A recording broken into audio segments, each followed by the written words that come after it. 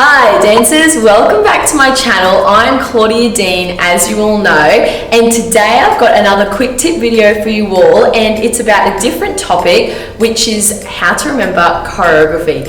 I've had a lot of you ask me this, and I really feel like I can pass on many tips regarding this topic just because I was with the Royal Ballet for so many years and we had to learn up to 13 different ballets per season. So you can imagine at one given time, I remember we had Swan Lake, Giselle, Manon, Jules, and I think there was another ballet in there too, like 5 of the hardest ballets, and we had to retain all of that work, and that was over the period of probably about a month. So I have a lot of tips regarding this topic, and I know how important it is, especially when you're in a situation, whether you're in a company or in a school or in a masterclass or competition, and you're in a situation where there's a lot of pressure.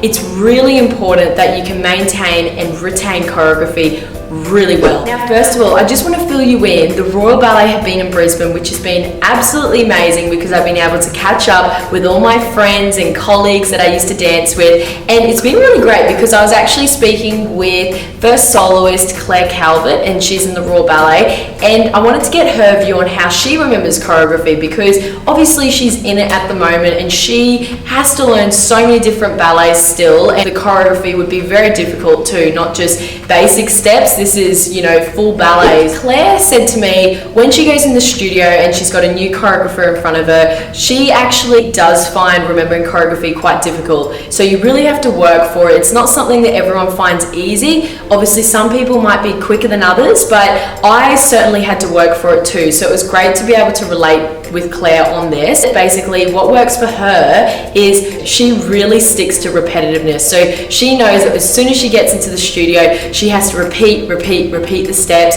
Then when she gets home, she'll have to repeat them as well. Then usually she said when she comes in the next day, she finds that she can remember it very well. I think with a good night's sleep and making sure you've really gone through your content, then you're absolutely fine. And she did also mention that she really focuses on music.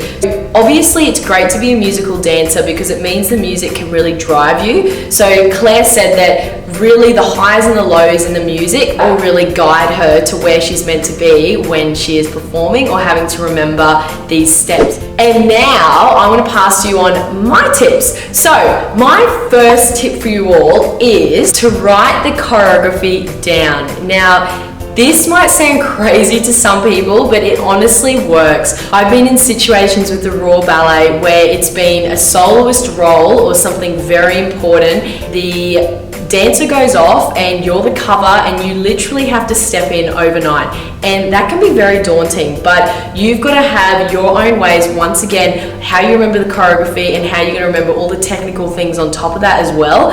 And I always found for me that writing the choreography down was the best way for me to remember it. So I used to have a book when I was with the Royal Ballet, and I think I've still got this book actually, and I used to write down all the ballets, even if it was a quarter ballet role, a soloist role, a principal role, I would always write it down because that's what worked for me. And I would word it step by step just so it was really easy for me to read, and if I went into the studio, if I was unsure, I would make sure that I had my book with me and I could look back on it. I found actually that writing it down, it's that part of it that makes your brain process it a little bit faster. So when you're sort of just doing the steps over and over, yeah, that's muscle memory, but also it's important that your brain has it. So it's just easier for your brain to process. Tip number 2. Now, this is something actually that Claire and I both agreed on, and I explained to Claire that I really think that doing your arms and memorizing your arms are so important when it comes to remembering choreography. So a lot of dancers forget that your arms, they really drive the movement. If you've seen a lot of my other videos, you would know that I mention that quite a bit. So they should always be, I find, about half a count in front of the legs, because if your arms then drive the movement, your legs will follow. Honestly, your legs, you'll be surprised how much they know by themselves. So it's really important you know what's happening on top, because when you have on top, as I said, down below will seriously just follow. So that would be one of my biggest tips, is when you are in a class situation or learning choreography for a ballet, learn your arms, and even when you go to the side, I would be practicing the arms over and over, not the feet. So you always see dancers, practicing the feet.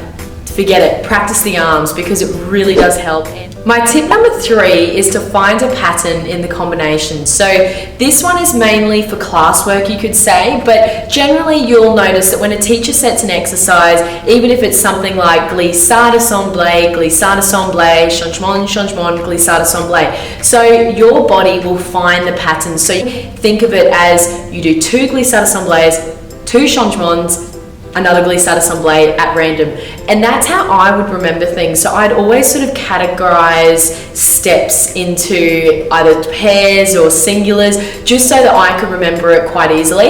And I mean, that might not be your way of remembering it, but for me that really worked, because I found, especially when teachers were setting exercises, if it was all a little bit at random and I didn't find a pattern for myself, then I would find it really difficult. So finding a pattern in the combination is really important for that aspect. My tip number 4 is to actually say the steps in your head as you're performing the choreography. So especially if you're in a class competition scenario, basically when you're learning the exercise and you learn, let's just say the combination like before, glissade semblé, changement, changement, glissade semblé, I would actually say those steps in my head every single time I did it. So when you think about it, your brain seriously has to be like a computer. When you're learning a combination or when you're learning choreography, it's literally got to process it. As you're being taught it, it has to process. So once it's been processed, I really recommend you actually saying the steps to yourself, because then that's another way for you to remember, and you'll find then your body will be sort of one step ahead. So definitely try that tip. Now my tip number 5 is actually based off the tip number 4 I just said, but it's when you say the steps to yourself, if you can, really try and actually be one step ahead. So if the combination, if the music's sort of just even going glissade semblé, changement, changement, glissade semblé, I would, as I'm doing the glissade, I'd be thinking about the assemblée, so I'd be one step ahead. Because if you're sort of saying the steps to yourself and you're keeping in time, I guess there is room for error. Whereas if you're sort of saying them a little bit ahead of the music, then you'll find, as I said, you'll be one step ahead, which will make it so much easier. Definitely try and work on that, because I know how important it is to be on the music. You definitely don't want to be off the music. You want to make sure always that you're one step ahead. Now dancers, I hope some of these tips have helped you. As I was saying before, it's definitely not easy remembering choreography, but you've really just got to find your way of doing so, and hopefully one of those tips has helped you today. Write down below which one has helped you too, because I'm really intrigued to find out which ones you like the most. And also don't forget to, of course, subscribe to my channel. I can't believe I'm close to 50,000 subscribers. That is just insane to me, but it's absolutely amazing. And as I said, I have so many more videos always coming for you all. So as well, always write down your ideas below, because the more ideas I get, obviously the more videos I can make. So I'll see you all in my next video, which will probably be very soon actually. Thank you all for watching, and I'll see you very soon. Bye!